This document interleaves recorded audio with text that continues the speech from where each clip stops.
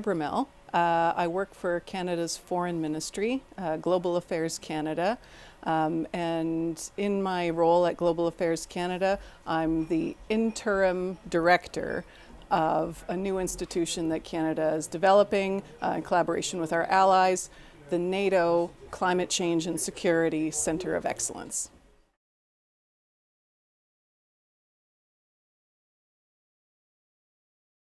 Well, I can speak to the issue as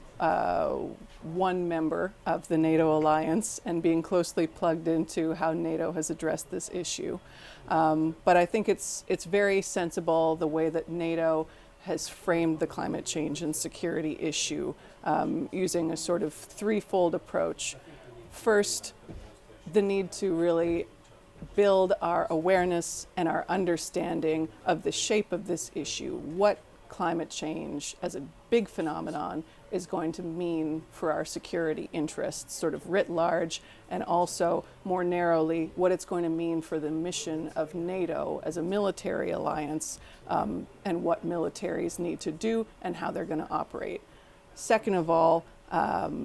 framing the issue from a need to build on that awareness to move toward adaptation in all the many ways that we're going to need to approach this. And then third, critically important as part of the global community who share this imperative, looking at mitigation and the way that the defense and security and military community can be a part of the overall global effort to reduce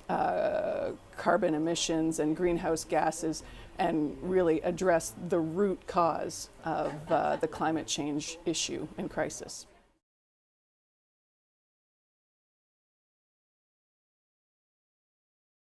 I think NATO can play quite a number of roles, and it speaks to the complexity of the organization and the fact that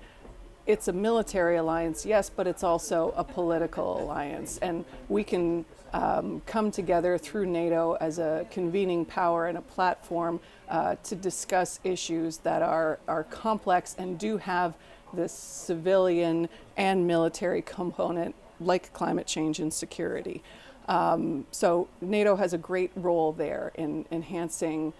collective dialogue, collective understanding, and collective solutions towards climate change and security. And this, of course, is something that we hope to support and really amplify through the new institution of the Climate Change and Security Center of Excellence, which is meant to support NATO's work and really give a permanent and dedicated home to this issue where members of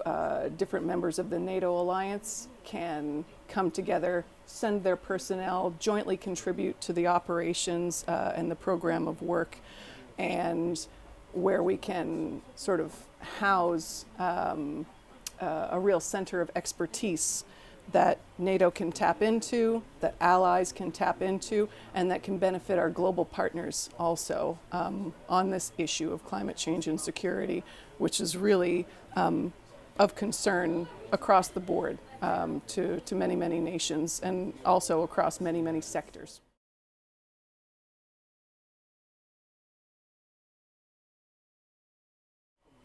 Many things. First off, SIPRI as an organization, I think it's just such a well-recognized source of expert information, wonderful research and collaboration for many, many years. I can say that we certainly reference a lot of SIPRI publications within our own work in Canada, and we've had the benefit of having SIPRI fellows address our ministries and inform our thinking on this subject. So I think that SIPRI can continue to do that within the context of NATO and hopefully becoming part of the community of interest and partnership for the eventual Climate Security Center of Excellence as well. And Sweden, sort of as a nation, and slightly different. Of course, Sweden can be a part of this dialogue and the action and the adaptation and injecting its own knowledge and experience and capacity within the NATO context, and we do hope to within the Center of Excellence context also, maybe bringing to the fore some areas where it has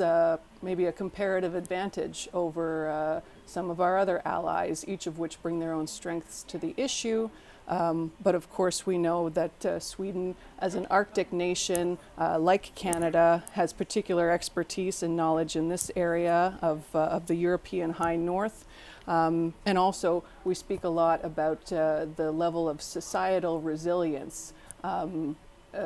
existent in Sweden. And this is something as a model that maybe other nations can look at and consider as we sort of jointly develop the best ways not only to address climate change security threats sort of outside of our nations, but also right at home, where it's coming to meet us more and more.